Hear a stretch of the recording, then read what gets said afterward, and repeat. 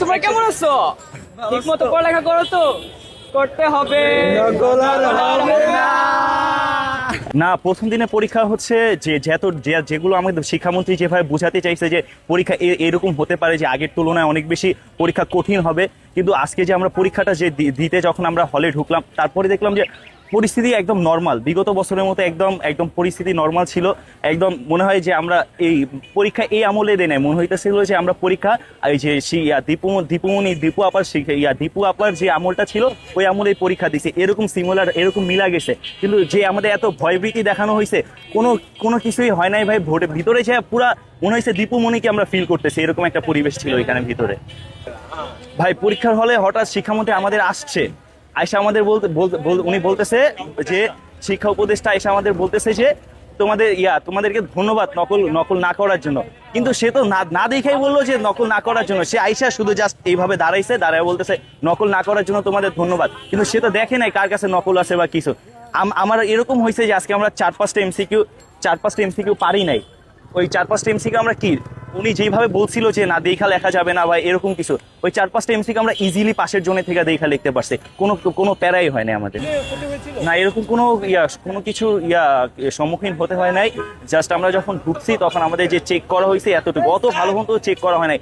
Just তাদের মনে হয় উপর অথরিটি থেকে নিয়ম ছিল যে চেক করতে হবে, ওই কারণে জাস্ট তারা এভাবে ওভারঅল ভিতরে এইভাবে দেখেও নাই, জাস্ট এরকম একটা স্ক্যান করে ঢুকাই দিছে, কোনো ওভারঅল অত ভালো করে চেকও করে নাই। তো এই বছর যে শিক্ষামন্ত্রী আমাদের যেই ভয়ভীতিটা দেখানো হয়েছিল যে কোনো পাশের স্টুডেন্ট বা তাদের কারো কাছ থেকে আমরা দেখে লিখতে পারবো না, ওরকম কিছুই হয় না। আমরা যখন হলের মধ্যে প্রবেশ করলাম তখন হলের মধ্যে প্রবেশ করার পর আশেপাশে থেকে আমরা ইজিলি দেখা লিখতে পারছি বা সাহায্য সহযোগিতা সবই নেওয়া গেছে।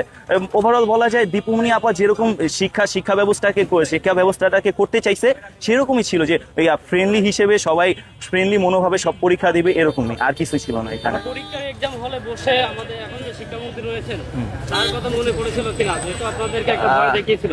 হ্যাঁ, তার কথা মনে পড়ছে এই পরিস্থিতিতে। হ্যাঁ, শিক্ষামন্ত্রী আমাদের শিক্ষামন্ত্রীর নাম কি? মিলন। আমাদের শিক্ষামন্ত্রী যখন শিক্ষামন্ত্রীর কথাটা মনে পড়ছে, তখন আমি সিকিউ লিখতেছি। এই টাইমে আমার মনে পড়ছে যে শিক্ষামন্ত্রী, তখন দেখি সিকিউ লিখতেছি, আমি কপিও করতে পারতেছি পাশে থেকে, যে তখন আমি হঠাৎ বইলা উঠি যে এই পড়তে হবে, নকল হবে না। তখন হলে সবাই হেসে ওঠে।